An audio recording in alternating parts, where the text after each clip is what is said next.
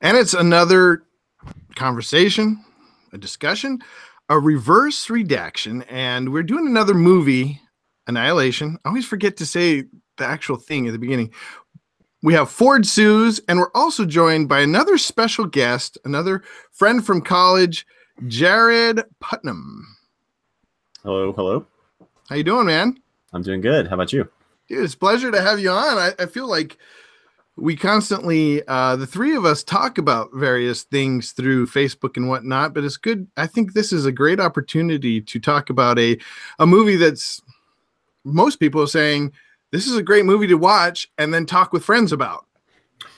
Yeah, and I know we like informally discuss a lot of different things, and I've caught up. I think I've watched all of your versions by now. I think the last couple ones that I hadn't caught up on were like the Jordan Peterson one and a couple others. So yeah, but I liked the Prometheus one, and I think this is another good one to talk about too.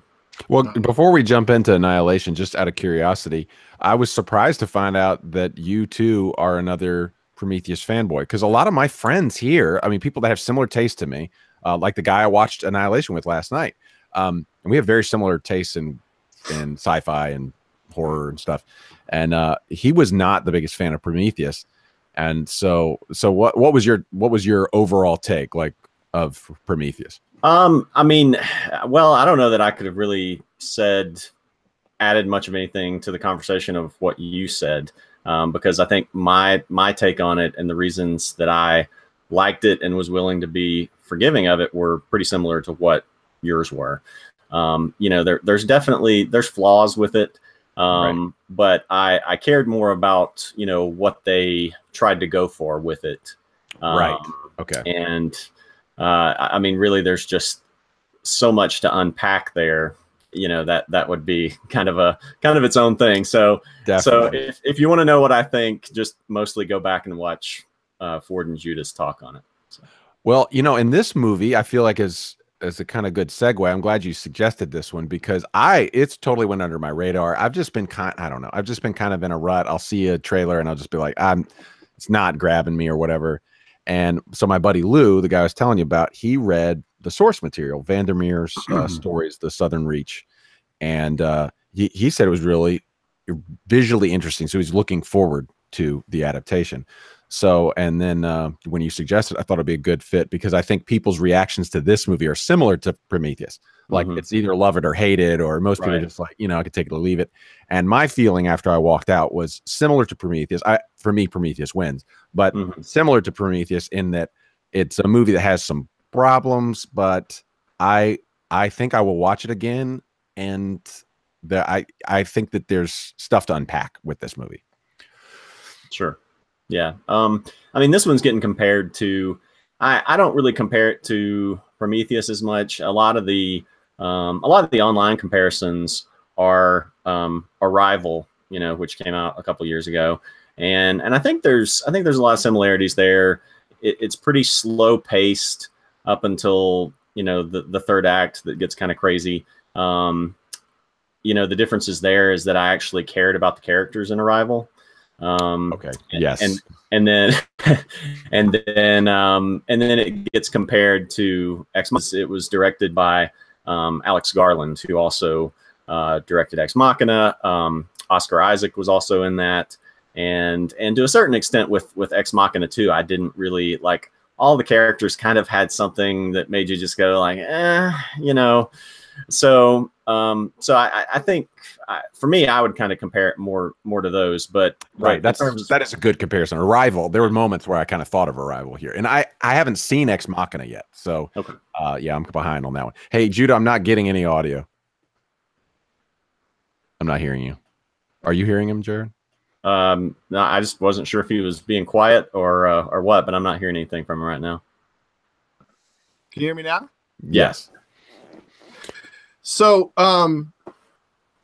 yeah, Arrival was exactly what, like when it started, I felt like the tone, the I don't know, the pastiche, if you will, you know, it's just this very dingy realistic feel to it, slow moving, and the female character sort of had this ennui about her that, similar. Yes. Yeah. Like, well, yeah, I don't know. Well, before we get it too far into it, I just want to get, so we always start with Jared. What was your overall grade and sort of why you gave it that grade with like spoiler-free overview? Wow. Overall grade would probably be maybe a B. I don't know what your if you guys use a letter grade scale or if it matters. Star, like out of 5 stars. 3.5 stars. Okay. And I guess, yeah, I'm trying to think without giving away spoilers.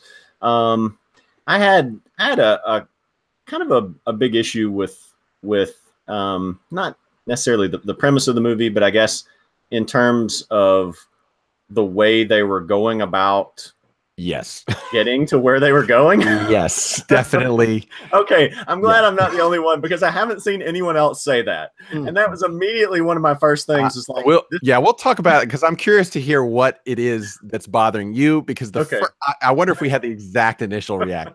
Well, so Ford, what was your grade? Yeah, exactly. 3.5. My two buddies here that they do reviews, they gave it 2.5, and I feel like this movie deserves to exist. Like, in spite of its flaws, I think so. I'd give it a 4. Man, I'm not going to quite go there because I think there are some serious problems, but I would be willing to watch it again and maybe up it to 4, because there's a couple things that are said that really kind of, I think it is like Prometheus. I think some of the things that annoy people about this movie are actually part of what the movie is about. Like those are actually comments on human nature.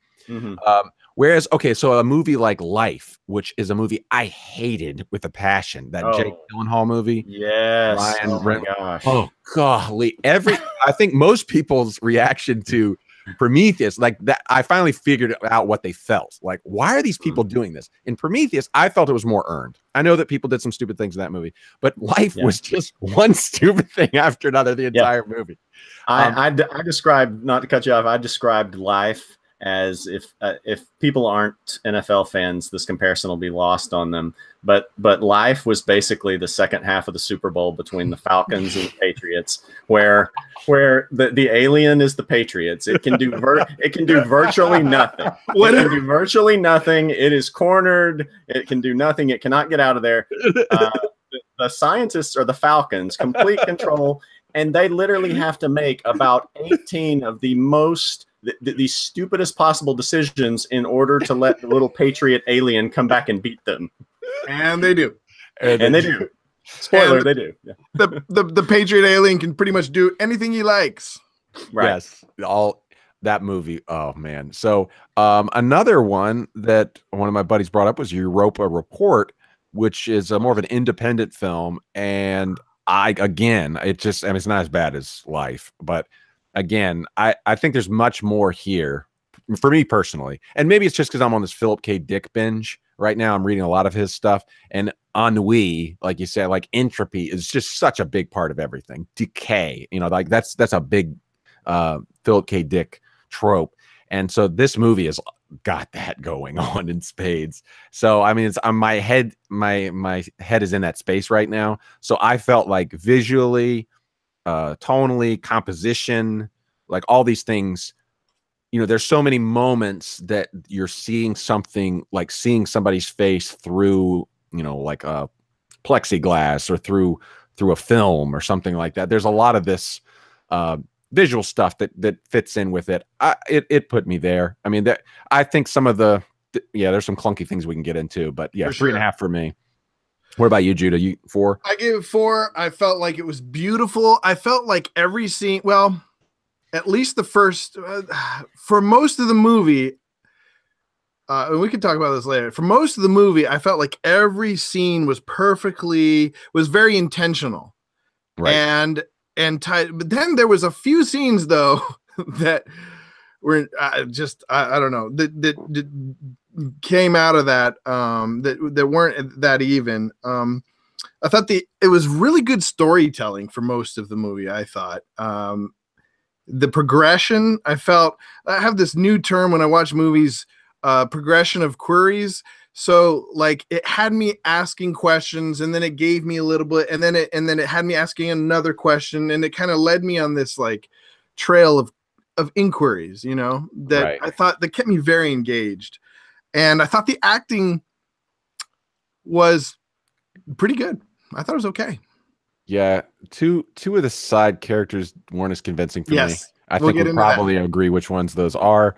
But I thought Portman did a great job. I thought, what's his name, Llewyn Davis guy, he was good. Llewyn Davis. Isn't that him? Inside Llewyn Davis. Are you talking about her colleague? Her husband. Oh, Oscar Isaac. Oscar Isaac. Yeah, that's him. Isaac. Yeah.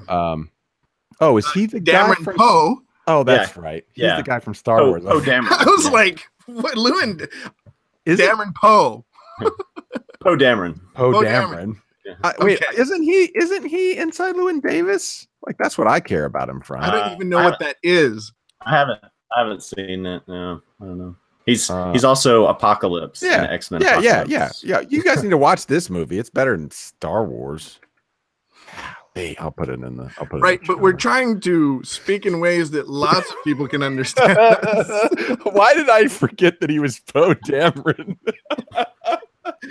I said Dameron Poe. So all right, well, oh no, but the one performance I wanted to mention there was golly, I always forget her name. Are you talking about the girl from Fast and Furious? Jennifer Jason Leigh. Jennifer Jason Leigh. Yeah, Jennifer Jason Leigh. I thought she was owning that whole entropy thing. Like from the first moment she's on screen, she's just like just the most dead. I loved her performance. I didn't realize it was her. Yeah, no, I couldn't remember her name. Like what she was in Twin Peaks season 3 this year, and she killed. Oh man, she's a monster actress. When that one character called her an old lady, like, oh yeah, it didn't hit me then, but it hit me later when I realized it was Jennifer Jason Leigh or whatever. Yeah, Jennifer Jason Leigh. Like I realized, oh crap, she's an old lady now. Right. To some people, right? Yeah, right. And that makes me an old man. And because to a lot of people. You probably used to have a crush on Jennifer Jason Leigh. Is there anything else that we need to go into that is non-spoiler? I feel like with this movie, we got to go straight into spoilers. Yeah, I was worried for a second there that we weren't going to discuss spoilers at all. And I'm like, I don't know how I'm going to talk about it. Now, spoil the whole thing. Okay, so if you haven't seen the movie yet, would you guys say this is definitely a movie that should be seen, or wait for the DVD? What DVD? Who watches DVD? Wait for it to come out on Netflix. I mean, for me, it depends on what kind of moviegoer you are. If you're somebody who wants to see the summer popcorn movies, this isn't going to be for you. I mean, it's too slow paced. I think people, because there's so much in this, like being a psychology major, and there being so many, things that you can really delve into in terms of psychology. I would love for everybody to see it, but in terms of who's going to enjoy it, it's going to be, a sort of a select crowd. So what would you would tell your past self that hadn't seen it yet, go see it? Yeah. I would tell everybody to go see it. But okay. I would probably maybe warn them too, that a lot of them are going to be bored by it. Yeah. I would say the same thing. It's like, if you like, deeper sci-fi, if you like, if your idea of a good sci-fi is Blade Runner or Minority Report, then yeah, dive into this one. But if the extent of your sci-fi knowledge is Star Wars, then you might have more of a hard time with this. I mean, I feel like there are episodes of Star Trek Next Generation that are in this vein in a way. So yeah, I mean, if you like that kind of thing, you like your geeky sci-fi, or a sci-fi that's kind of getting at philosophy, and that's why thought-provoking, very thought-provoking. Yeah, I think it would be good for anyone who likes that kind of stuff. And if you're into visual stuff, I really thought the visual effects, the set design, really top-notch stuff. The color, it's very good. Okay, so from this point on, if you're listening and you haven't seen the movie, we're gonna spoil it for you. So it's in the title. All right. So speaking of spoilers, now there's a lot to tackle in this. Should we start with bad news first and then move to the good news? I would like to hear. Yes, let's start where you guys were saying how they get there. Let's talk about that. So what did you say? What was the first problem that you had with that, Jared? Well, being an overly logical, overly analytical person, I'll fully admit that. I don't remember if they explained how the other teams went in or got in, or if they had tried other routes and those had failed. But my immediate thought was, if you know that the thing crashed into the lighthouse, why are you taking the least efficient route on foot, a group of people? Why don't you sail a ship up there? Drop paratroopers in there, fly a helicopter in there. Now I thought about the helicopter because they showed the helicopters, and I was thinking that's a weird thing. But remember, though, that the helicopters, because of the refraction, the helicopters may not have worked very well going through that. Right. Yeah. Yeah. I couldn't remember. I couldn't remember about machinery, so I put helicopter lower down on the list. But I'm thinking, like, there's so many, just like drop, because there again, though, you don't really know, like, is it like a bubble that extends over? Could they drop paratroopers in? Could they sail a boat? Could just skip along the beach? That's the exact thing. So when they call it in the biz, they call it hanging a lantern on it. So right. If there's a suspension of disbelief moment that will sap people out of the movie, you hang a lantern on it by having someone in the movie comment on that thing. Yes. Right? So she says, "Oh, all my instruments are done." Well, she's like, and Jennifer Jason Leigh's like, "Well, what'd you think was going to happen? You thought this wasn't going to influence with our internet?" And then, but yeah, if that's the case, why didn't you from the beginning just start at the beach? Because someone makes the suggestion, or maybe it's Natalie Portman later on. She's like, "Oh, well, let's just get to the beach and then we can walk up." Right. Well, why didn't you start at the beach then? Exactly. Because you didn't have to go through all this crap. I mean, what is a shark going to come out of the water and eat you? Well, okay. Well, I mean, that is one of the concerns. If alligators look like that, imagine a big beluga whale. But they didn't know that. They didn't know what an alligator looked like. So, I mean, yeah. So, I mean. Oh, that's true. Yeah. Yeah. I mean, it just makes, there's less wildlife on the beach that can eat you than. Yeah. And you can see it coming. You're not in a you're not in a swamp. You're, in a beach where you've got plenty of a good field of view. So, and I never really, I couldn't, when she finally got to the beach, I couldn't really see, they didn't really show the shimmers inside. So I don't really know the physics. Think the shimmer was so wide by that point, you couldn't even see the edge of it. So, I mean, I do think it was, it was my, I don't know. You should still be able to see it somewhere though, right? Well, and this is another problem. This is a lesser problem I had with it. But if it's off the coast of, like, whatever, Florida, wasn't it like kind of where you are? Wasn't it like Panhandle of Florida or Louisiana or something? Oh, really? I was thinking it was Florida. Yeah, I'm pretty sure it's Florida. In my head, I was thinking California, and I was like, man, why is this so swampy? You're right. No, it was Florida. But again, like, if you're on coastal Florida, people are going to know about this thing. They were talking about like saying that they were keeping people away from it because they were telling them it was like a toxic spill or something. But if you're on coastal Florida, people are going to see this from the air, from the water, from the land. So, I mean, that's a more of a minor concern. But it just occurred to me, like, why didn't you set it in some remote location as opposed to tourist beach? It did seem like a remote location, though. That little town that they went through was the only little town. And it seemed kind of podunk. So on the Gulf Coast, there are, once you get past Cape San Blas, there's a stretch from Cape San Blas down to Tampa. I'm guessing that's where it would be. Why in the world? I was so confused because I was like, this is California? The topography doesn't make any sense. They don't have lighthouses in California, man. They don't? No, I don't know. They do in Oregon. They probably do in California. I'm sure they do. Now I'm confused. I want to look that up. Where in the world? You're right. Where was this? I'm 99% sure it was Panhandle, Florida. Yeah. Right. Okay. That's what I was thinking because it reminded me a lot of North Carolina. I grew up in North Carolina. The beach is not right for Panhandle. I mean, you saw that crappy looking sand. I was looking at the crystals. Or the skulls. Actually, it did look like crappy North Carolina beach. But North Carolina doesn't have that kind of swampy beach stuff. So that's what I was thinking. I was thinking also Florida, swamp, Florida beach. I mean, where else? I guess Louisiana. Yeah.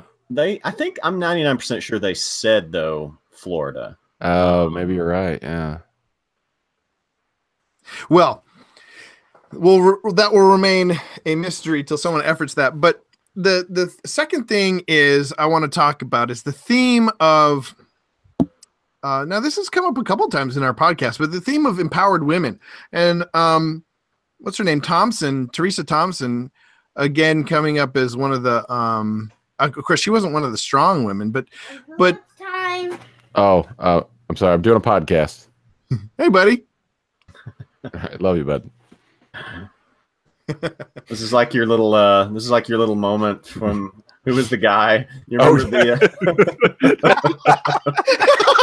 have the lady run in. No, you're right. Melissa crawls in. CNN. Oh man. So empowered women, and so there was definitely a theme here. There was a moment when they said we're all women. And it sort of took me out. I realized I probably wouldn't have realized that they were all like, I wouldn't have thought about it, but they mentioned it. They said, you guys are all women. And then I started thinking about like, it kind of makes sense if you send a bunch of men in and you don't know what this biological thing is, like send in a whole, a different gender and see if that has any effect. But there was also, I believe in the writing, there was written in sort of a different approach that was very, I think, the approach that they had was different than the men. And I think it was because of their gender, because they think differently than men.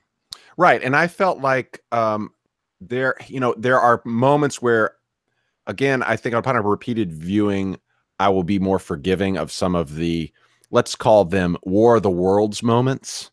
The Steven Spielberg War of the Worlds moments where people are behaving so stupidly in an apocalyptic scenario. And is it the aliens that's our enemy? It's this kind of treat, like ham-fisted way, like, look how bad we are. Who even needs aliens to kill us? We'll just kill each other. But here, I think with what the Shimmer's doing to them, that's creating a lot of tension that otherwise wouldn't exist. And so people start behaving erratically. So I think that's where some of the neuroses start coming in, because in a lot of times in these sort of post-apocalyptic or dangerous things, like people do get neurotic, but it feels like contrived conflict. Right. You're just like, oh, come on, like stop. Why are you arguing about that? Like stuff is getting real here, and you're arguing about whatever, But so yeah, some of like the one muscle woman, like she is really hard to deal with, and I don't know if it's just because. Is it bad writing? Is it bad character, or is it the Shimmer? I guess. So what are your thoughts on that? I mean, for me, I forgave it for that same reason. Right. And I think I tend to be being more cynical about people is people could do it. Yeah, that people could do it with just on their own. Like it doesn't even take like this phenomenon that's like altering their DNA or something. So and it wasn't just that it was altering the DNA, but there was always going in. They knew that one of the options is that they could go mad, and then they see the footage, and people are going mad. And so you guys know as well as I do, it doesn't take your brain breaking to go mad. Sometimes you just think it takes your perception being skewed for you to you just might think you're going mad, and all of a sudden you can't tell the difference. Right. Yeah, right. That's a good point.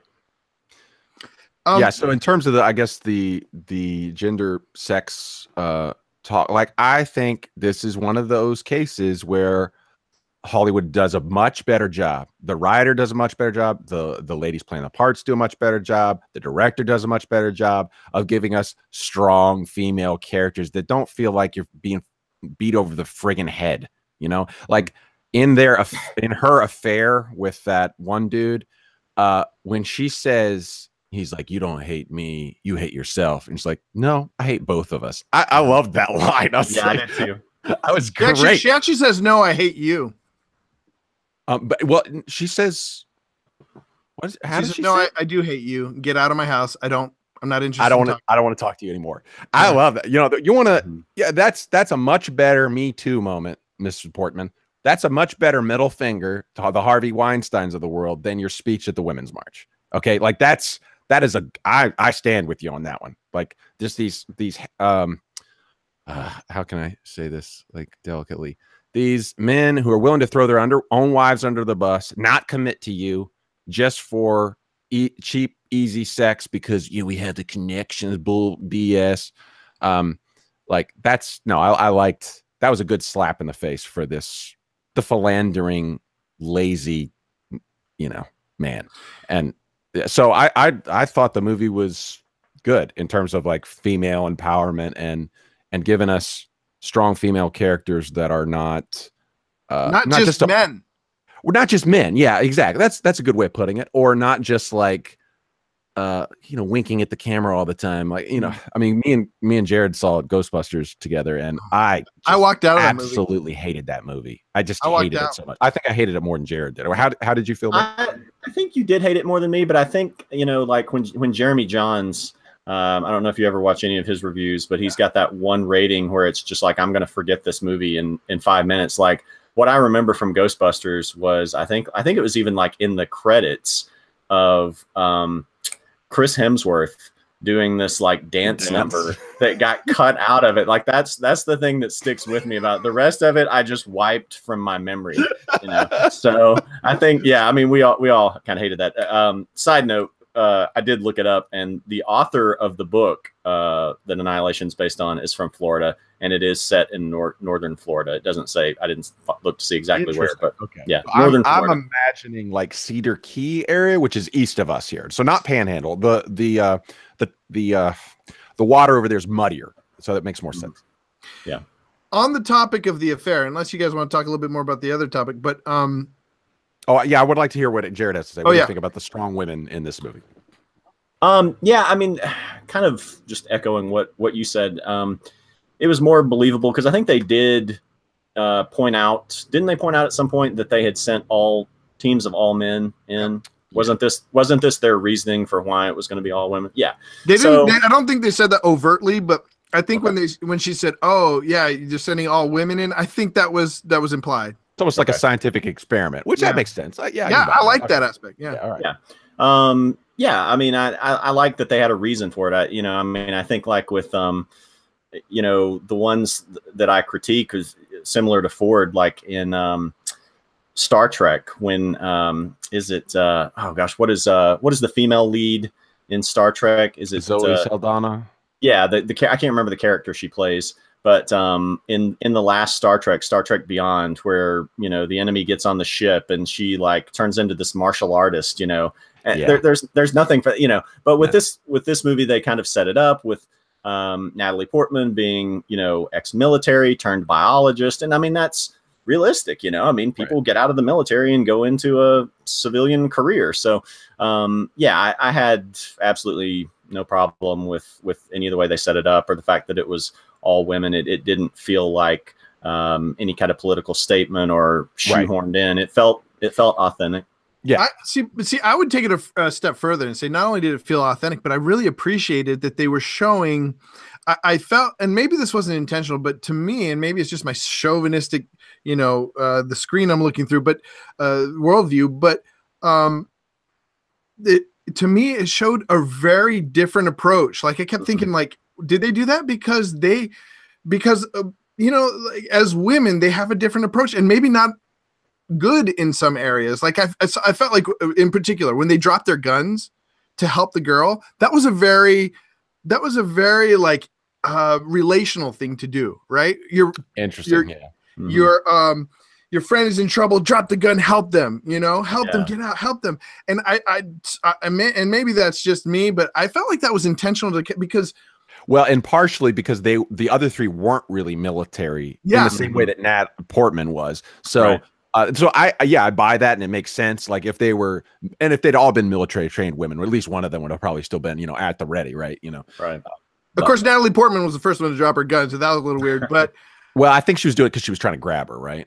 Yeah. Are you talking about the one who got grabbed by the alligator? Yeah, the alligator. Yeah, I think she was doing that just because, like, she wanted to. Yeah, I would have never. But you think of Star Wars again. You know, when Luke gets pulled under, everybody's like this. You know, like or I mean, not everybody. Han Solo. He's trying to shoot at it. You know, he's like, "Don't shoot." Yeah. To me, it's a very different approach. Right. Yeah. Well, you know, I mean, Star Wars taught us, you know, you don't want to just kill what you hate. You have to save what you love. Okay. Well, we talked a little bit about the affair. I came out of the movie. The only part I really hated was I felt like that whole aspect of the movie, that whole storyline was forced. I felt like it was a little, I don't know, cliche. Like everybody kind of had like the reasons for being in there, the self-destruction thing. Just it didn't really track for me. The reason he went in, you know, the husband went in because he found out about the affair. That was a little hard to take since it hadn't really been built up to. You know, you kind of learn halfway through it. Yeah, I feel that like at first I was annoyed with the plotting and I mean, I guess you could call it a refracted way of telling the story. The editing. The editing. But I don't know. For me, it did pay off. Like the stuff at the beginning that I felt was slow paid off because of what happens at the end. And it adds more value to it. And for me, like when she tells the dude off, like, you know, I mean, I think at first it looks like they're trying to, at first it just looked like they're trying to have their cake and eat it too. It was like, oh, we have a sexy scene.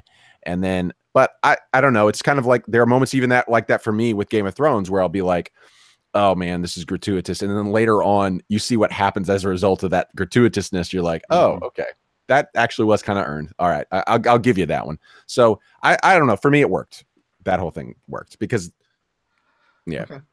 Yeah. I wish I missed it the first time through because I was trying to figure out like what really was the affair subplot relevant here. And I missed the line. I remembered him asking the question about whether or not she thought her husband knew. But I kind of like, you know, it's just that one line there that if you kind of miss that, you know, she said that she thinks that he knew. I thought she was having an affair with him from the beginning when he was like talking to her really close. You know, they were like, and he had both hands on her. And I was like, there's something a little between them. So that didn't surprise me, but. No, I mean, just in terms of them tying that to the fact that the husband knew, like that Oscar Isaac knew. Like I didn't know the timeline of my interpretation at first was that their affair started after he went off to war. And I think it's unclear.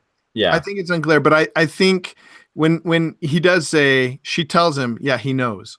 Yeah. And that was present tense. Yeah. So she would have said he knew if he was in the shimmer. Yeah, and I just missed that line somehow.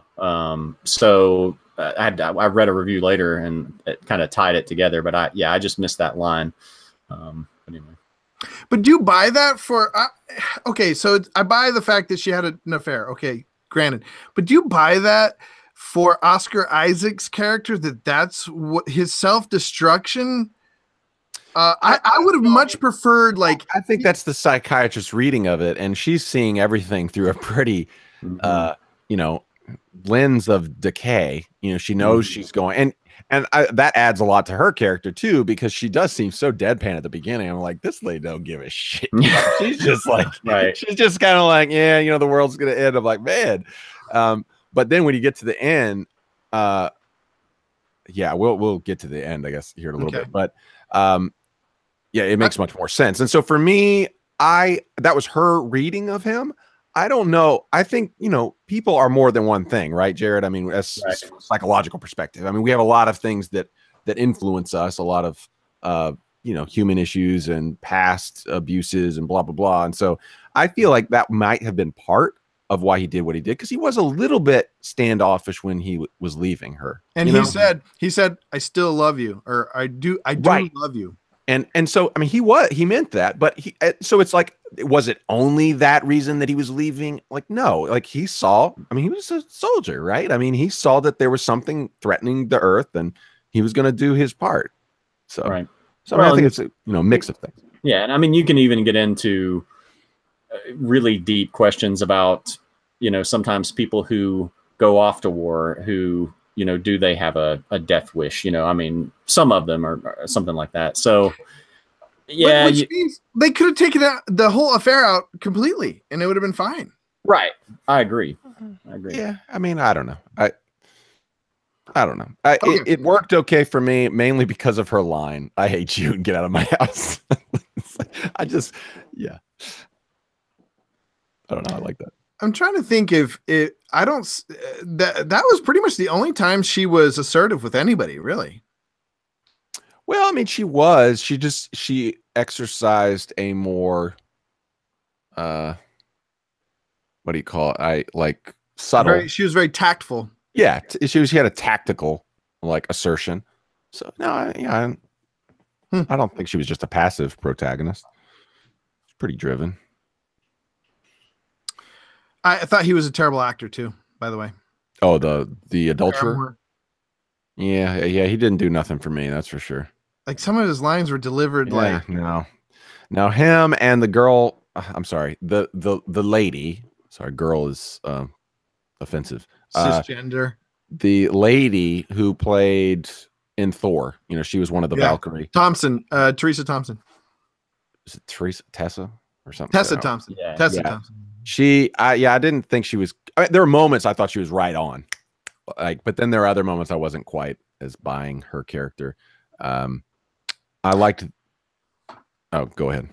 Well, can we dig deeper into that, because I felt like there was a lot of opportunity for the writers to put something clever and something interesting in about biology, about science, about anything. And they did but they kind of just flirted with it. And there was nothing where I was like, ooh, that's really interesting how that, the refraction bit for me was like, I liked that. And that was like, oh, okay. Oh, and I was my mental calculations, but, up until that point, like her character is almost useless. It's just she's basically bait. I didn't know what she was bringing. Like, she's from Harvard and she's useless. She's like Lois Lane. You're bringing Lois Lane or something. Yeah, right. Yeah, I think in terms of all that, I was expecting more from that. Like, I mean, in some ways, just sort of like from a popcorn movie sort of thing where I wanted to see more examples of like the way the Shimmer changed animals. And basically everything that was in the trailer was what you got in the movie. That's true. Yeah, we could have used a little more maybe, because we really only get 2 in terms of encounters. Mm-hmm. One of them is reused. And the deer. You see the deer that have the flowers growing out of their head. Right. I mean, I loved what they did especially with the bear. Yeah, I liked that a lot. Yeah, it was like equal parts like horrifying and beautiful. I wanted to see more. I mean, it felt like, and I guess that's kind of like one of my overall criticisms of the movie is, I felt like the premise was great, the concept was great. They left a little bit too much open-ended for me, where you just fill in a lot of the blanks. And that's a fine line to walk, because you get movies like Darren Aronofsky's Mother, where they pitch it as being, there's an interpretation, and no, it's pretty clear what that movie is. Yeah. But then you get something like this, and where maybe you want them to show you a little bit more of their vision, or fill in a few more of the blanks, and so then you don't know then if it's almost like even though I love Damon Lindelof's stuff, sometimes where there's just not really a great answer there. Right. If they're intentionally just leaving it vague, or if it just somehow didn't come together. So I just wanted one of the writers to sit in the shoes of one of the characters and do some extensive homework and find something interesting, some connection to share with the audience that a real person in that situation would try to be, these smart people, in college, you're trying to one up, you're trying to prove your intelligence, right? You're trying to make clever connections. And I felt the whole time they're just kind of walking around like, oh, that's what the, Right. Yeah. It's almost like, I mean, the quintessential Hollywood problem. You've got 3 female characters that are really just props. The one who gets taken by the bear, the scientist, and the ambulance driver, and they're really just servicing moments in the script. They don't have much more to offer. So their characterizations were just weak for me. I mean, they weren't totally props. It's not, I mean, because they did have some moments that were good. I mean, the movie does pass the Bechdel test, 2 women on screen talking about something other than a man. And I mean, it passes that one in flying colors.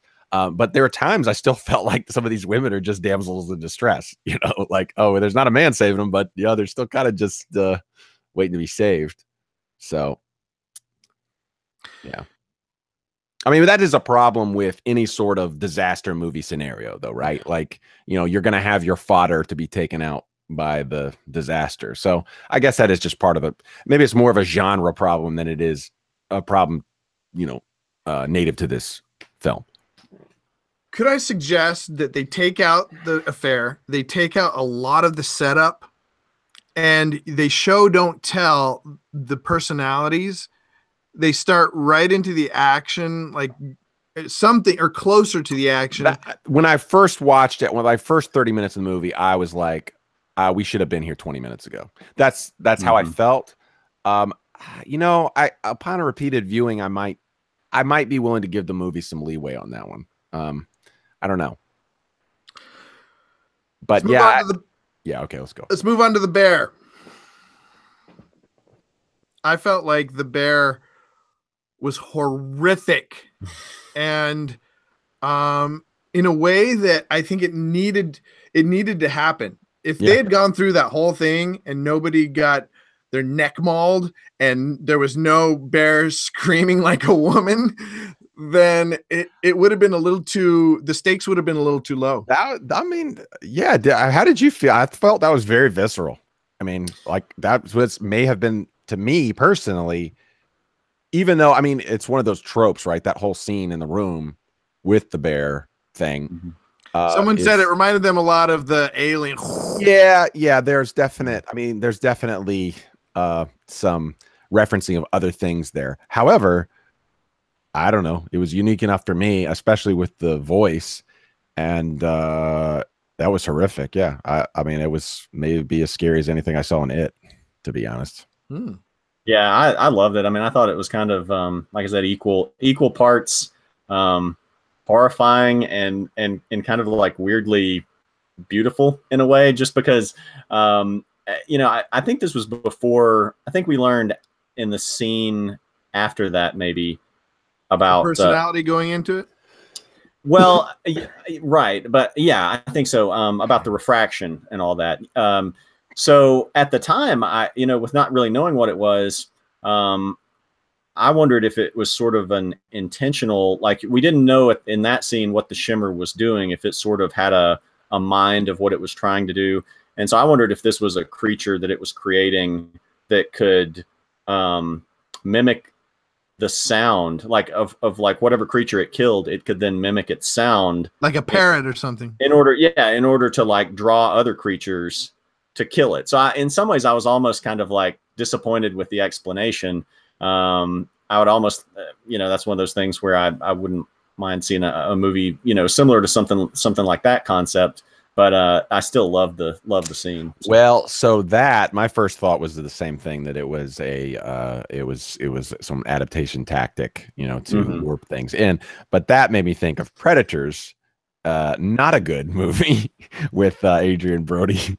Did y'all see that one? I don't think so. I did not see it. Yeah, so there's a moment in there where that is used. One of the Predators uses Danny Trejo's voice to try to lure people in. I don't think they've done that in any other Predator movie, have they? I don't think so. I mean, because it was weird. There was something weird about the way his voice was, and you're like, "What's going on?" And it was like, so he's using it as bait. But no, I did like that personally. Just the refraction idea that the killer and the killed are being united in this intermingling of whatever. Right. So yeah, because this happened right after the girl was looking at her hands, seeing her flesh move, and Natalie Portman checked her own DNA and realized that she was trans. Yeah, so the refraction line actually had come before that because it was when they walked up to that house and they saw the human body flowers things. Very, very nice. Oh, that's something I did like, the fungus. And when they walked into the pool, I mean, the design of that. Oh yeah. Yeah. That was pretty ornately, like you said, disgustingly beautiful. I think Lovecraft would be pretty proud of this movie. So what I said that there was a real, what did I write? I can't remember. I wrote it somewhere, but it was like a real dingy natural rococo about the whole. It was all this like. It was a very it felt like it was a gray day the whole time, right until the end, till they get to the beach, and then it was like the contrast was really low, but the colors like in contrast, juxtapose the rest of the environment, which is this like dingy greenish grayish, I thought was really interesting, and then maybe something we could talk about, but real quick. The house they were in, the bear scene. Two things: the bear scene, the house. Someone said that that's the exact house that Natalie. It was the exact house that Natalie Portman was in. And if you remember the bear on the wall, there was a picture on the wall. There was the exact house that Natalie Portman was in lived in her house. Huh. And if you think about the bear coming up the stairs, coming into the room, it was almost exactly.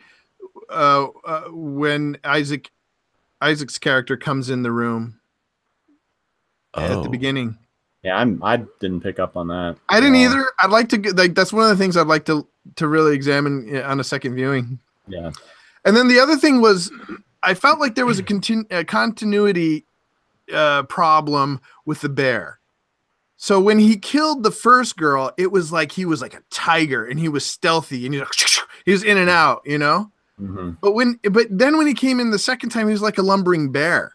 Well, but I think that has to do with the shimmer, right? Like because he didn't even eat the girl, he just literally killed her, and then so some part of her consciousness warped into him, and so at that point he didn't even have eyes anymore. Like when you first saw the bear, it almost seemed bigger or something. He seemed like a tiger. Yeah. So yeah, I think that I'm willing to forgive it just because of the unknownness of this contagion. Right. I guess I just would prefer that this was a third thing and not that they hadn't connected it, and instead of saying, oh, her personality went, it was like a new species that could mimic the voice, and there'd been a third, differentiated it more. I don't know. I like it. All right. I don't. So I'm voted off the island on this one. I'm siding with the movie on that one. 2 versus 1. I'm voted off. It's all part of my plan to get you to the fourth star. All right. So the other thing that interests me, but I don't know if they went far enough into it, was how the shimmer, how the refraction was kind of like the ooze from Prometheus, in which it sort of took it took the DNA and made something out of it. It's a good parallel. It used your sort of personality, or I don't know, some kind of characteristic that already was there. And so the guy, so it was interesting. The soldier was just splayed out, kind of like, I don't know. His head, it was graphic, but it was violent. It was very much like a soldier would do a painting, Yeah. Right. Yeah. I love again, like coming from a psychology perspective, I love the idea of the shimmer taking something I mean, not just physical or biological about you, but yeah, like something, a personality trait or something like that, and altering it from that point of view. And you know, I don't remember exactly. I know what you're talking about. I know I think mentioned that at some point, but I'm trying to think of, you know, just how deep we got into that. I mean, obviously with Natalie Portman's character, you know, there's a direct parallel there with the destruction that she's creating in her personal life, and what I assume was the reason for the Shimmer self-destructing after it took on her identity, right? If that's what it did. Oh yeah, it did take on her. We can talk about that at the end. You talking about? Yeah, and yeah, and we may want to save that, but well, yeah, just I guess what I was thinking about was the girl. So that one, yeah, it was the Tessa Thompson. She went on to be she had the flower tattoo. Now I think the tattoos were part of the Shimmer, right? She had that flower tattoo. I think the Shimmer made that tattoo, and I think the Shimmer made the eating snake tattoo on Portman. Really? Because she didn't have it at the beginning. I looked for it. What? I might be wrong. Remember. I guess this movie is going to require a second viewing. We've already like come up with enough questions to this point. And you know, I wouldn't be opposed to watching it again. My mom kind of wanted to watch it. Maybe I'll go back and watch it with her. But it does beg the question: why did the Shimmer pick Natalie Portman's character? Oh, okay. Well, let's go ahead and get to the lighthouse then. Yeah, let's get to the lighthouse. Unless, wait, let me think if there's anything else. What were you guys okay with old girl walking off and becoming trees or whatever? I don't really like how it's handled. Yeah, I didn't either. Let's see it happen, I guess. Yeah. You know? I mean, maybe did they not have a budget for that? It's just kind of weird. It's like we're just gonna see Natalie seeing it. Like, right. Yeah, I don't know. I was kind of just like, oh, that's it. That's her. I mean, she's like all of a sudden it's like freaking cheetah. Like, she's gone. Like, yeah, right. You're walking the same pace. How is she like 100 feet away from you now? Yeah, that was another like lost sort of moment. Yeah, that was a lost. Someone's like going through the jungle and you're trying to find men. They're just walking at normal pace, but they're racing ahead of you. So yeah, it's a lost opportunity to show what the Shimmer was. It's show not tell. I never got a chance to see. I don't buy this idea of a refraction through nature. You know, there's something about it. Refraction is light. You know, refraction is a distortion of light. And so the idea through nature, it was really hard for me. It would have been neat I would have bought it more if I'd seen it in action, you know.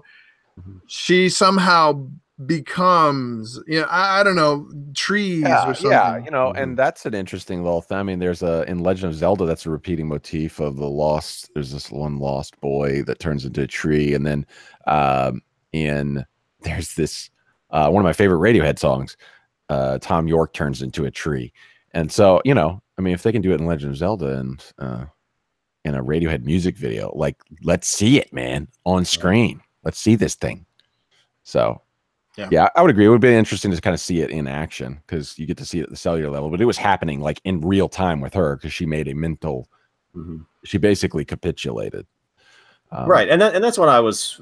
Another example of kind of what I was saying in terms of the psychology element coming into play with it. So, and there's a bigger question I want to ask there later, but we'll get to that later. Okay. So she gets to the beach. She sees, I thought the way they did the lighthouse was just beautiful. I thought that it was perfect. I believed it. I wanted to go there. And all the questions it brings up where you see the skeletons and skulls on the ground in front, like, what the hell is in here? You know, and so it led up to this. There's very few times in a movie when you get to the inner sanctum, you actually care. You know, when you're about to peer into the heart of darkness, like it's actually the heart of darkness. I cared so much more to not find out what was in that hole than I cared to find out what was in the hole with Rey. You know, in Star Wars. Like like you get in, you're just like, yeah, I really don't think that is the source of all things. They're like, this is this evil hole. I mean, Luke is like, this is this evil hole. Like, you don't have to have the spooky, you know, Vincent Price voice to make that hole in the lighthouse look like hell. Like I did not want to go down there. Right. And I think what makes that great is when she goes in there, first of all, like you said, it's not only beautiful on the outside, great composition on the inside. There's this almost like it almost makes you think of that Buddhist monk that set himself on fire. You know, that iconic picture. Like, what is this? This person's, I mean, what I originally thought, I actually thought it was like someone reaching samadhi, you know, some like they're meditating and their body just went up in flames. That thought crossed my mind too. I thought it was the girl that went ahead of her. Right. Like I was like, what is this? I mean, it almost looks like it has a religious significance. And so then the camera pulls back and you see the camera over her shoulder. And I thought it was a gun. I thought somebody was standing there. Like, and that recalled the moment when her husband walks in the room. So like both of there's just jarring kind of things. And also, if you remember when Jennifer Jason Leigh's having her talk with her, Natalie Portman's like wigged out. She keeps looking over her shoulder, and there's a soldier like outside the thing. And it's again, it's a mirrored image. Like there's just this, what is behind you? You know, so like there's just little things they dropped in there that I thought fit very well with this theme. And you know, so there's some cool little stuff there. And then, you know, very convenient that you and I both know about this, Jared. That camera still has a battery. I mean, like, right. Yeah. we'll let that one pass. But maybe the shimmer was providing a little minor electromagnetic field or something. There you go. See, this is one of those movies you can just always go back to the shimmer. It's like like a fantasy movie with magic, you know, because magic. It's because the shimmer. So. And whatever the hell she sees in the first 10 seconds of that, like that set the stage for me. Is like, I don't want to go down that hole. Let's get out of it. Let's go. I was like, run. Yeah. No, time out. All right. Before we get to the very end, the title, Annihilation. They didn't call it The Shimmer, which I think would have been an interesting name. They called it Annihilation. At this point of the movie, I was very tuned into the nihilistic, the theme of nihilism, but it's not, it's this new nihilism. It's this grateful nihilism. Like nothing matters and that's okay. That's good. Right. At least we'll be replicated by some sort of weird thing that is going to be beautiful in its destruction. So yeah, at this point of the movie, I was hoping that there would be something, there would be answers. There wouldn't be this lost nihilism, this lost, you know, from Lost, the show. There wouldn't be this like, you know, you have all these answers, but it could be anything and really it's nothing. So what I thought what was going to happen was annihilation. Like she's going to walk in there. There's going to be nothing. This thing is going to take over the whole earth. So I was actually surprised by what happens until the end. I'll just go ahead and say from before we get too far in, I liked how it ended. I liked the last little sparkle in her eye. Like I feel that ties it all in for me. I feel this movie has to have a sad ending. I don't feel like it can have a happy ending. So when she was walking out, and I was like, oh, she just kicked ass. She just saved the world. Like we're done here. That's what I thought had happened. But then at the end, maybe not so much. Well, where I thought this might be going was I saw an episode of I don't know how familiar you guys are with did you ever watch The Outer Limits? Yes, I not as much as Twilight Zone, but I did see 1 or 2, 3, 4. I don't know. Yeah, it's basically Twilight Zone. Right. There was an episode, and I think I just now connected this in my head. I don't think I'd really thought about this before.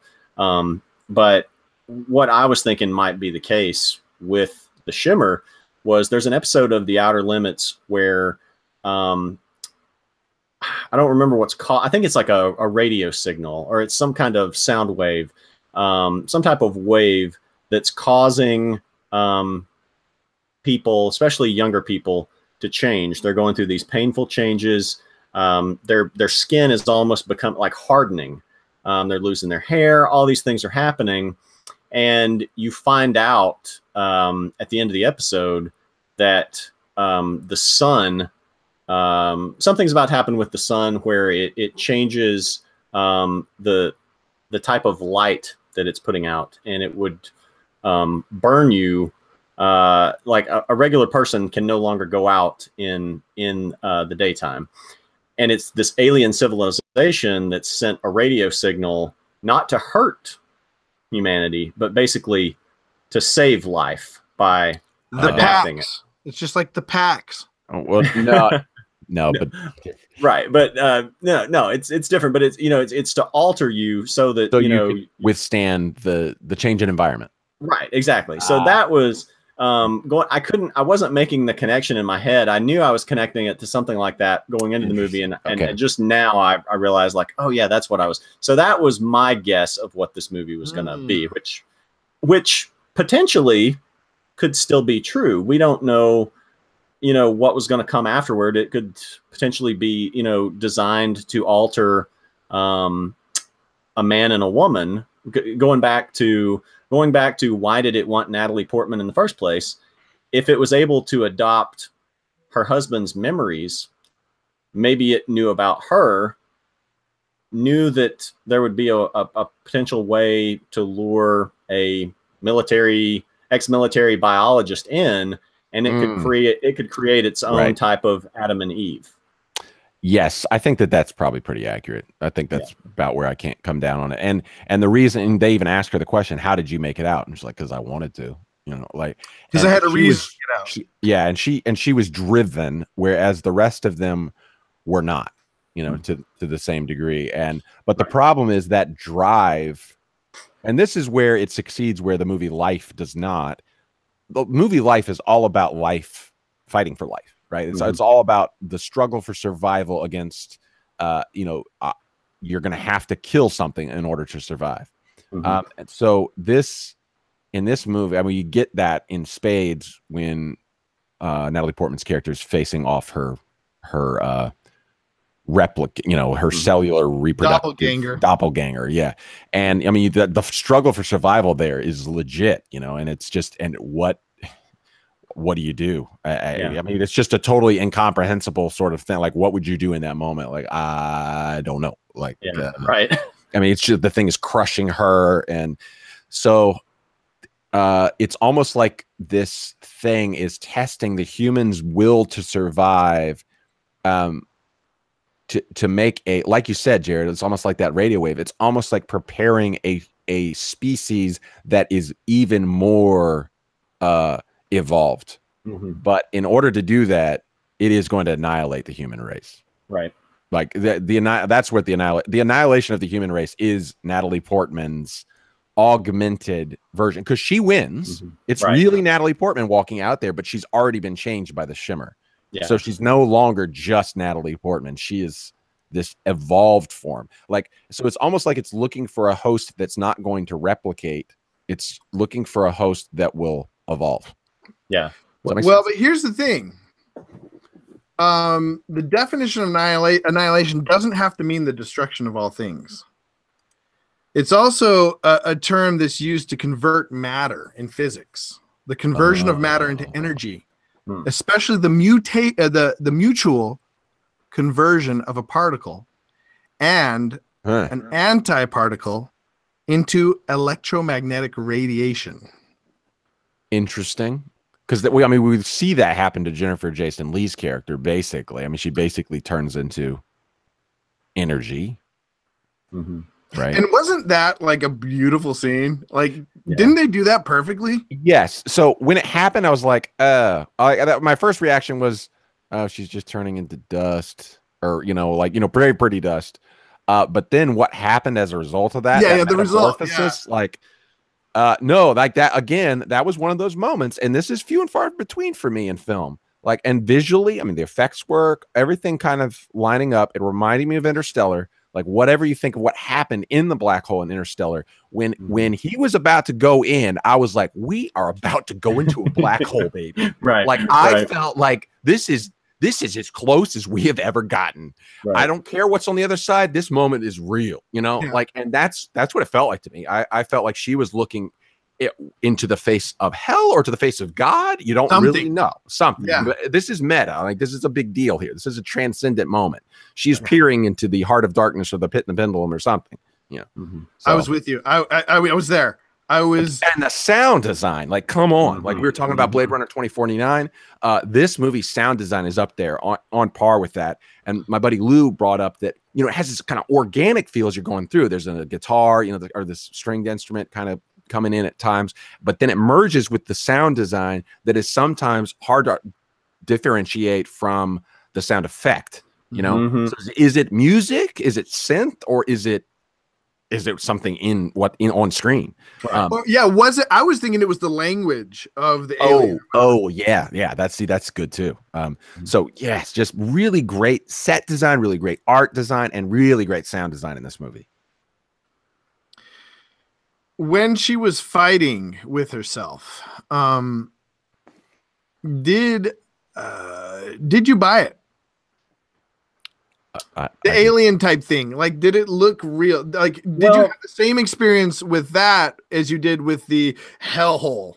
I mean, for me, I kind of wish they had visually represented it differently. That sort of chrome look, was weird for me. It reminded me of like Chrome Mario in Mario 64. Right. Like, that was what was kind of in my mind. I got you. So, I mean, that's a, you know, but I try to get past that. That's like a minor nitpick in some ways, but it did seem different from the rest of what they had set up in the movie to me. And maybe there's just a reason for that I'm not really thinking of, but it was kind of like, I don't know. So, yeah, I guess they were going for a kind of a magma feel, you know, because when they enter that room, and what happens with it creeped me out, Jennifer Jason Leigh's face. Like, when they first, you can't really see what's going on. Like, what was that? Did it change? Yeah, it changed. Her face changed, didn't it? From the time it was. Yeah, even when you're first walking in, it's like there's something not right about her face. Her eyes were gone. It was all like, and it was like blue or something. Yeah.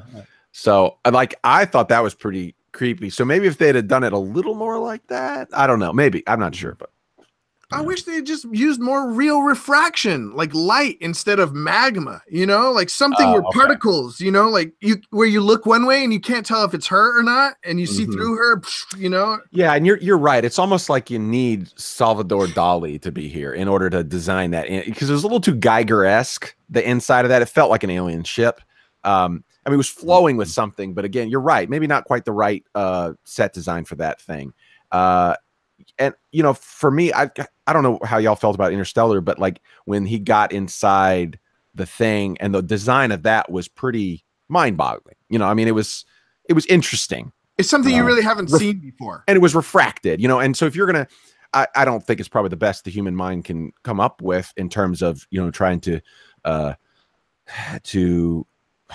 put into image the transcendent. But yeah, I can take that as a valid criticism. Yeah, maybe instead of magma metal Mario, we could have gotten something a little more refracted, because this movie, like you said, is so beautifully ornate. Like maybe something a little more beautifully ornate. I don't know.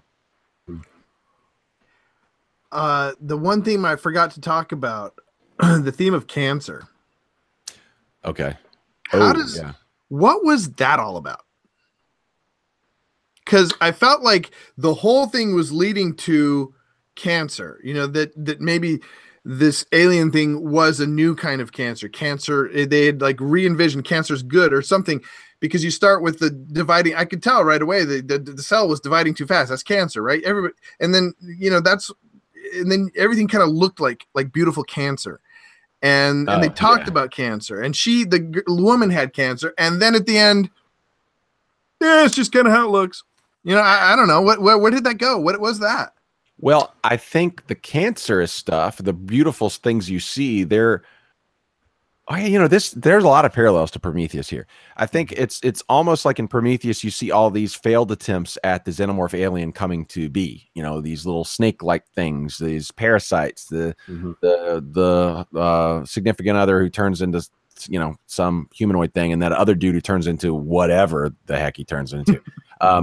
But like in order to get this xenomorph alien, there is an actual protocol that must be met. And so I think what we're seeing here is the birth, the evolution of a new species. And so all those other things are cancers going in crazy, we're seeing the tree of life in real time, but through this refracted lens in which plants and animals may not necessarily be isolated from one another. So yeah, it's actually trying to create something. It's not the process or the protocol or the shimmer or whatever. Like it's actually trying to evolve a new species. The others are just sort of failed experiments, maybe. But from its perspective, I guess pretty beautifully failed. Like you said, like beautifully destructive.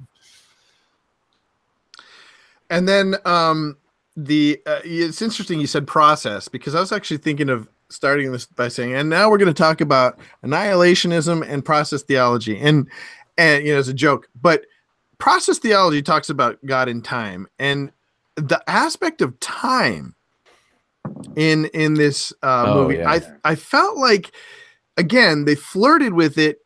I thought it was, there was something interesting there that wasn't really borne out. There was something pregnant in about time in this place, and because it was linear, but there was something mutated about time.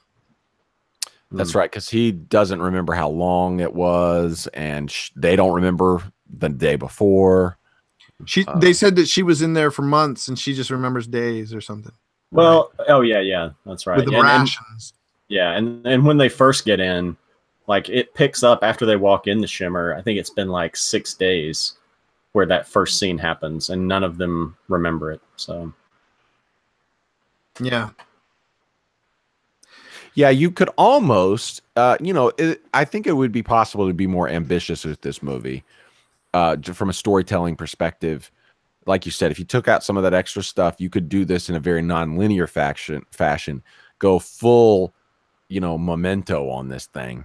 And but because of the refraction, it's just all over the place.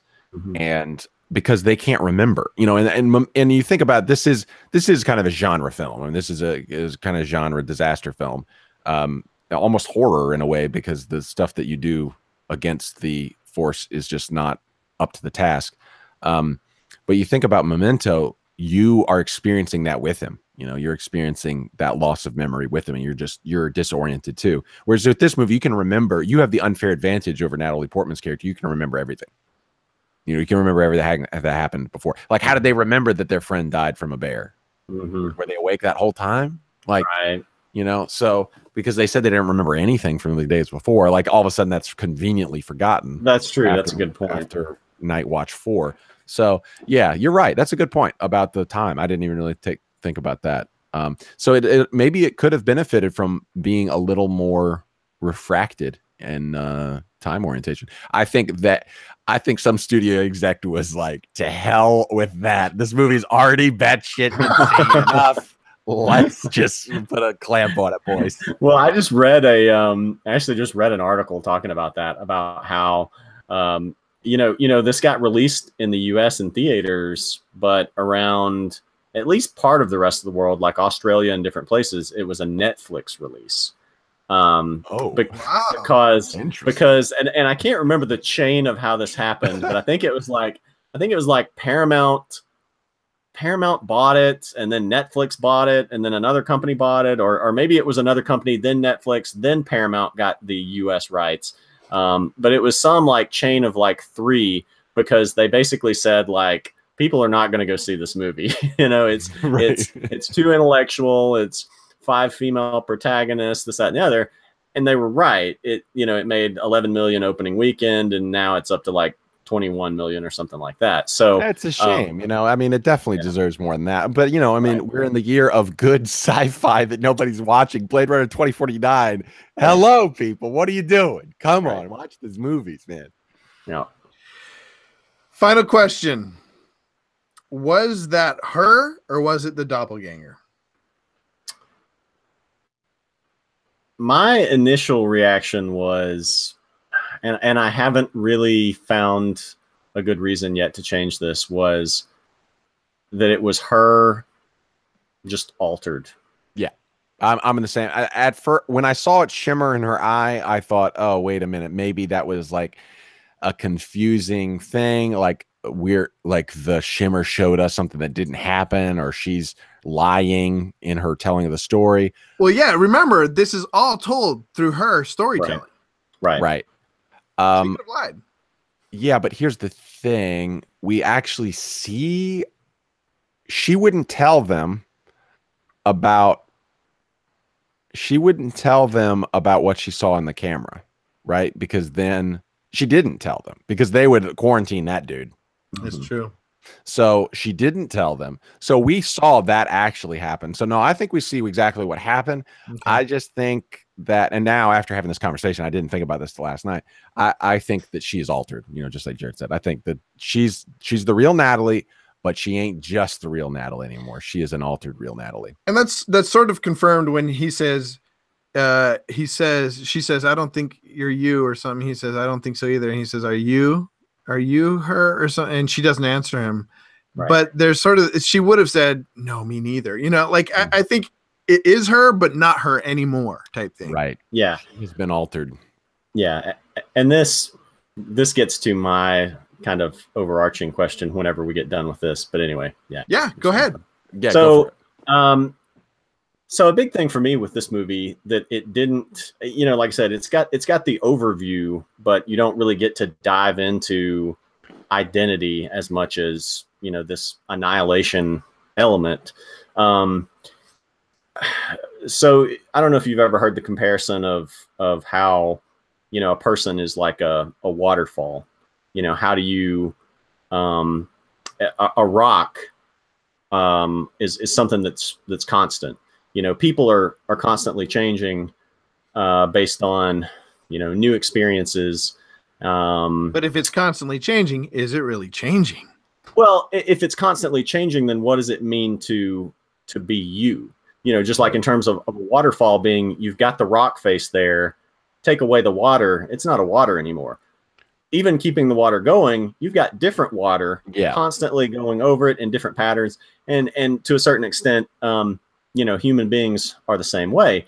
And so that was something that I really liked with Annihilation. That's kind of the question that they leave you with in terms of what does it mean to be you? I mean, is she still who she was? Even if she is the one that went in and came back out, she's been altered by the shimmer. What does it mean to be that person? So that's really. Is there a continuity? It's like, you know, in the evolution debate, you got punctuated equilibrium versus gradualism. And, you know, so you got on the gradualism side, the people that say, okay, you know, these are these micro changes over time. You got species going into species, and it's just this very slow river of change. And then you got Stephen Jay Gould was advocate of punctuated equilibrium, where you get these explosions of change, like just in a moment, you know, and creatively, those eureka moments, you can think about that in terms of creative evolution. And so at what point is she gradually evolving into something else, or does Natalie's character cease to exist in a moment, and then the next second she's the Annihilation Natalie? She's a Natalie 2.0.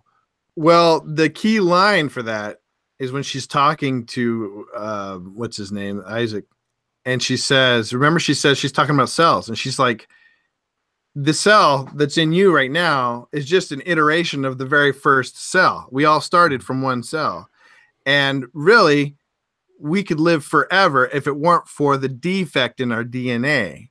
And so maybe this is working out the defect. Right. That's a good point. And that is a good question, though, about what does it mean to be human? You know, it's like, are we the same?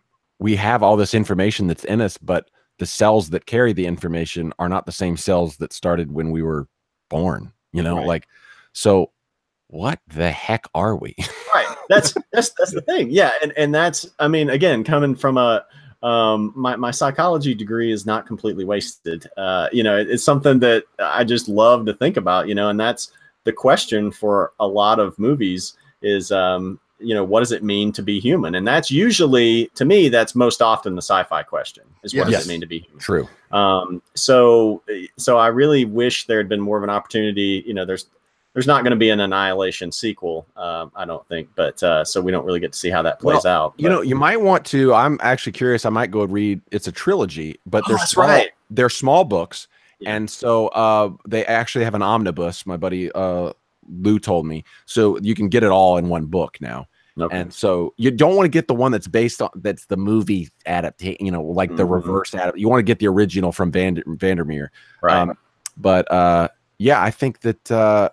It's probably worth checking out. He says it's really great. The descriptions are very rich, and he has this whole thing about. He says it's very different. He liked the movie because he says it's just adapted in a different way, and we both agreed that sometimes movies just need to be changed. You know, they just need to be adapted for film. So they took a very different approach with the film. But he says, yeah, the rabbit trails that this writer goes down in terms of character and description of the fungal aspect of this you know, they don't call it refraction, I don't think, but it's very intricate and interesting. So he definitely recommended the book. Oh, the other thing was, you know, obviously she pulls the pin on the grenade, gives it to her doppelganger, and it catches fire. But why does it start setting everything else on fire? And so that's why the only thing I can figure out is that, and I think I read a review that said the same thing, is that it's, you know, the destruction, like so in some ways, like part of her core being is destruction. I mean, she's destroying her marriage and all these other things. And so that when it copied her, it basically got infected with that, and it's maybe not really conscious enough to understand, you know, what it's doing, but it's just, you know, mindlessly setting the rest of the stuff on fire. So I was remember what Annihilation is: the conversion of matter into energy, specifically into electromagnetic radiation. I don't know if that has anything to do with it. See, I was thinking like it was the mission was accomplished, like yeah, that's the way I thought of it too. Like maybe it had its whole goal was to put this couple out into the world, and so it no longer needed to be there. Yeah, that's another. Phosphorus, the way I've seen phosphorus burn before, there's something like there's something chemical about a phosphorus burn that may have interacted with whatever, you know. I just kind of chalked it up to phosphorus burn and aliens don't go well together. Yeah, no, but she purposely sets like it on fire. You know, she reaches up like and touches. So yeah, I agree. And then she goes down into the thing like and catches the rest of it on fire. So yeah, it does seem to be an intentional. And that is a good point. Like maybe it is some part of her that's. She touches the boyfriend. She touches Isaac. Yeah. Yes. What was that about? Was that what you're talking about? Like she's burning him? Oh, interesting. Like that's part of her? I forgot. Well, I meant the whole thing because I remember seeing her touch like at least two or three different things. She touches the wall and then him and the vine. So I kind of interpreted it both ways, like what Ford said, that the mission was accomplished. Well, I guess, I don't know. I guess I'm kind of going back and forth between those two things. I don't know if it's because the mission was accomplished or because the essence of Natalie Portman's character was to just destroy everything in her life on a longer term, more subtle level, or if it's some combination of those two. So that was one of the questions that I guess I was most interested by. And why didn't it kill? Like, why did it cure the boyfriend? That's when it something killed else. Everything else. Yeah, I didn't understand that. Why did he get better when the shimmer was destroyed? Unless it was that maybe he was the real doppelganger. We don't know. Well, I guess it goes back to if it wanted to lure her in, it would have needed him to be sick. But if its goal was to create a new Adam and Eve type of thing, then once she goes back out, it can let him heal. Though, you know, I don't know how it would do that, but I don't know. Yeah, it was weird. And maybe that was just the writing thing. You're like, meh. Right. You can't make everything work. You can't make it stand on all four legs. Yeah, that's why I think that it is a case of the mission was accomplished. Like they were trying to create an Adam and Eve, and it was almost like he had a governor on his system until, you know, it was like a mechanical process. Like, oh, okay, you know, the cell is not ready for cohabitation yet. And so, but then once all that stuff burns off, then okay, yeah, okay, he has reached maturity. Right. Right, but the crystals broke and exploded and died, but he didn't. Well, that's what I'm saying. Like, he's not the same thing as a crystal. Yeah, he's that's not the same thing as a flower. Like, he is a human being. And so obviously, I mean, what I take away from this is a human life is the most important life in terms of the enzyme or the, you know, this will to survive. Yeah. Man, I'm saying 4 stars, guys. What do you think? I'm on the line. I'm going to stick with my 3.5, but I'm willing to watch it again, and I might bump. I am open to bumping it up to 4. Yeah, same. I'm open to bumping it down to 3 point. No, I think you should keep it at 4. No, I think that's fair. Out of curiosity, Jared, how many stars out of 5 would you give Prometheus? Oh gosh, I would have to give 2 different levels or 2 different ratings, like based on how emoticon and star rating. Like that's the way I do it. My emoticon is like for my geek. I mean, I guess like really being honest and critiquing Prometheus, it would probably be like 3 stars. But in terms of how much I enjoyed it, like 4.5. Right. So yeah, for me, I give Prometheus 4.5 out of 5. Like as a movie, like I think all of its goals are met. Like I honestly believe that. I do think that there's some clunky character moments, but then I give it like the top of my emoticon. It's like 5.5 out of 5. Oh wow! Oh wow! I love this movie. I just can't get enough.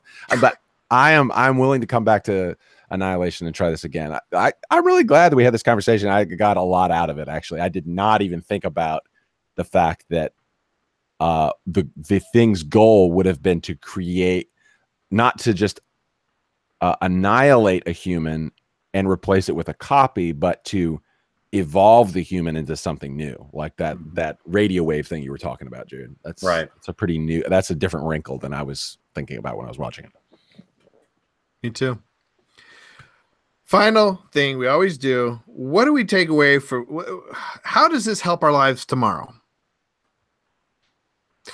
While you guys are thinking about that, the thing that came to my mind this was hard for me to do because there wasn't a lot of like helpful like themes or messages. I would say there's a lot of themes, not a lot of messages, but I think the one thing that came clear to me was this interaction between our body, our spirit, and our soul, and this idea that you guys kind of brought up is like, what are we?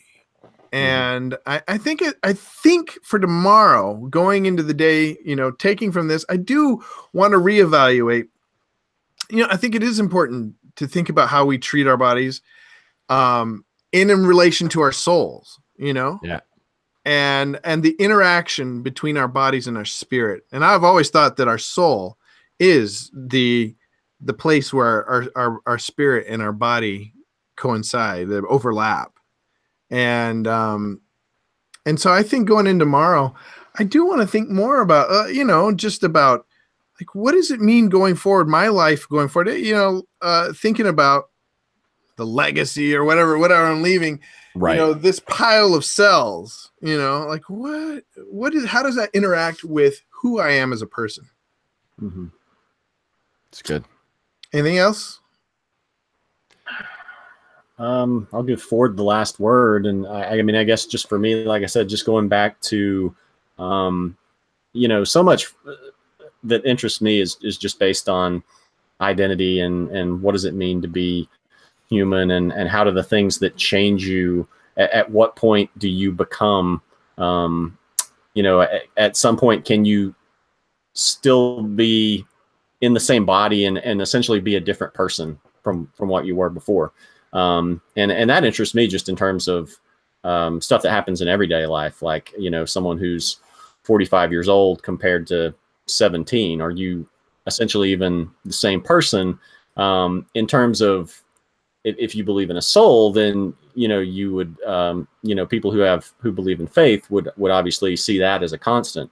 But in terms of, if you're looking at it just from a biological perspective, and a psychological perspective, can at some point you just be a completely different person than what you started out as? So, in terms of a takeaway, I don't know if there's a good moral other than, we know that change is a part of life. I mean, this may be getting overly simplistic, but you're just constantly in a state of change, yourself, your circumstances, and I think you have to not only embrace that, but be willing to try to look ahead as much as you can and adapt where you can. I agree. That's good. So a couple little quotes here. So one comes from Melissa. She's been reading Brandon Sanderson's Stormlight Archive. And so she mentioned this in our Building a Better Me series, that she'd read this. I think it just fits in right into what we're talking about here. So he'd once believed he had been 4 men in his life, but he now saw he'd grossly underestimated. He hadn't lived as 2 or 4 or 6 men. He had lived as thousands. For each day, he became someone slightly different. He hadn't changed in one giant leap, but across a million little steps, the most important always being the next. And yeah, I think that kind of ties into what we're talking about here. And maybe sometimes that foreign alien element that we think is out to annihilate us is actually trying to change us. So, and the only way forward is to go into the pit of hell. You can't go back. Don't be afraid. She's come this far. Like that shimmer is going to keep going out. Like either you go in there and face this, or everyone's going to die by crazy, scary bear. I mean, there's no other option here. You got entropy and decay that's going to be beautiful, but it's going to be hell. So you might as well just go into the pit of hell, just go forward. There ain't any other step. So I've been reading, I read Philip K. Dick's book, Ubik, and I really recommend this one. It's a little clunky at first. It takes a little while to get going. But it's all about decay. It's all about entropy. And man, this guy's just a madman, dude. Like this, he was a prophet. I'm convinced. There's this weird Deus Ex Machina that keeps happening towards the end of the book, in which you think this guy's going to die, and then something happens. And in most writing, that's bad, right? But in this, it takes on this really interesting existential quality where it's basically like when it looks like there is nothing left and you're going to die, you have to keep going. Like you just have to keep going. You have no other option. You just keep going. And someone is waiting to give you the next piece of the puzzle. You just have to keep going. And so it's this, I feel like this movie in a way is almost kind of, now that we've had this conversation, I feel like Dick's book here, this movie is actually kind of optimistic. Like it's not gonna be pretty. Well, it may be kind of pretty, but it's going to be not what you want necessarily. But the next steps are going to require some evolution for all of us, and that's a painful process. So you'll get to see some deer with flowers on their head, but you'll also run into some bears with rotting flesh and taking on the screams of their dying victims. So it's a mixed bag. Hey, and and the truth is, like, if you spend any time in nature, like, nature is hell. Okay, right. There's some disgusting stuff. I mean, there's these parasites that make ants like crawl. My buddy Christian was telling me about this ant. Like this parasite fungus gets in this ant's head, makes him climb up to this thing, and his head explodes so it can put its spore out. Like what is happening right now? So yeah, I mean that's basically, the xenomorph alien is like a parasitic wasp, basically, So there's some crazy crap out there, and we really live in this world in which. What if this turns out what if the studio that has Alien ends up buying this and they make this like a prequel to Prometheus? This is like how the xenomorph starts in the first place. This is it. They're going to start merging. Everything is going to be just taken over by Disney, and they're all going to be in the same universe. It's literally going to be like Ready Player One. They're all interacting. Right. Yeah, that's true. But so I think as far as going forward, just taking those next steps. And I was thinking about why I love Radiohead. I was listening to I'll just go on drives and I'll listen to Radiohead. And for 10 years, my love affair with Radiohead. And the thing that's weird to me about it is that I feel like we're so ideologically dissimilar. Like they're nihilists, I feel like, musically. They're just, most of their music is depressing.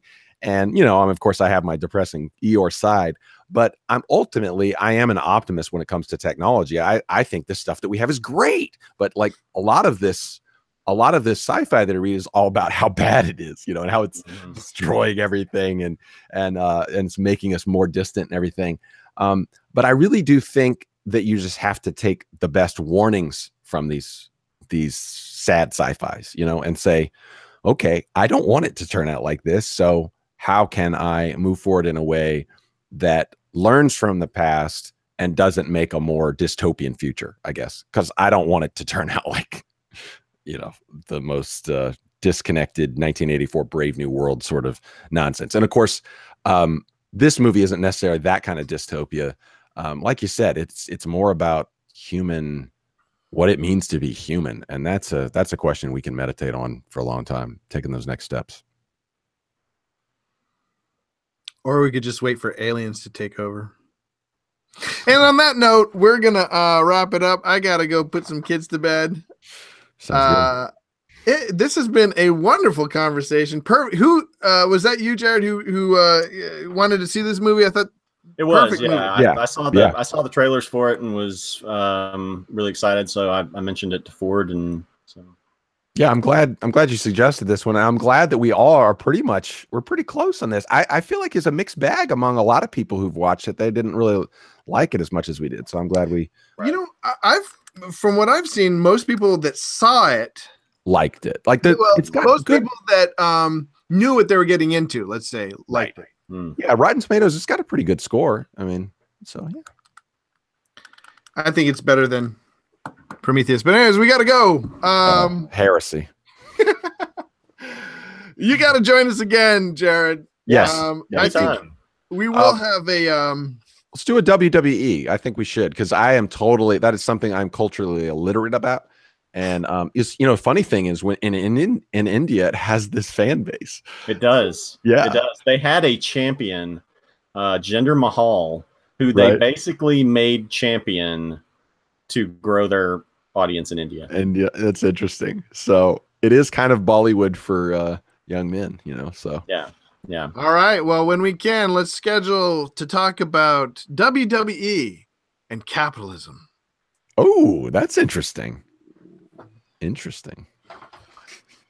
All right, I got nothing. We got to go.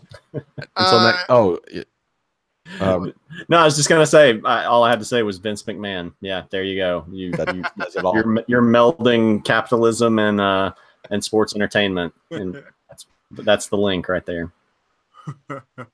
What do we say to each other? There's a lot to get to work. Get to work. What'd you say? Yeah, no, you're good. You're good. Get to work. There's a lot to build.